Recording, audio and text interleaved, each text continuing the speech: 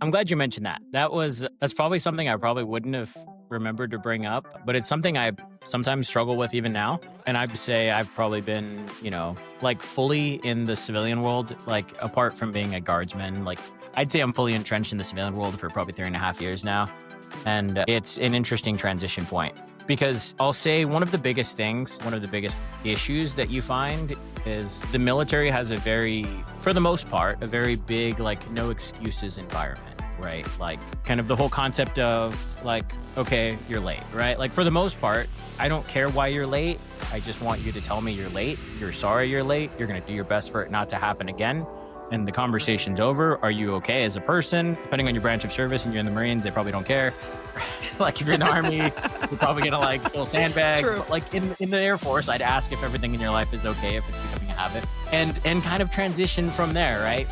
And I think because of that, that creates a culture of like a no BS culture, right? And so very much there's no fluff, right? Like we feed information very directly. There's no reason to sugarcoat. And so I think that, like for me, and I know for a lot of my like counterparts I've worked with who are like veterans, it's an issue that you run into a lot because you don't see it as an issue. And in fact, what you do is you feel like an outcast because you feel like you're hurting people's feelings. And so I think what it is trying to be more aware of your surroundings. And for me, I think it was really like finding a trusted advisor maybe, or like a trusted coworker that you could kind of like speak to and kind of have them as your sanity check, right? Like, are the things I'm saying coming off the wrong way? Like, let me know if we're ever in a meeting, like shoot me a message on the side and let me know, like, tone it back a little. Like, are things wrong?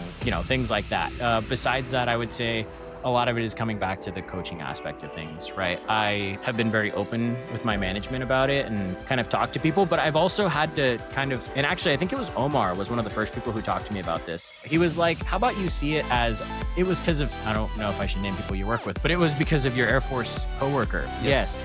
It was him. And you were like, one of the biggest things that we appreciate about him is that he is that way. And we've asked him not to be different.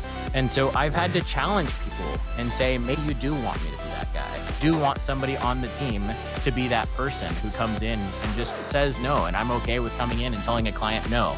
And I'm okay with coming in and challenging people.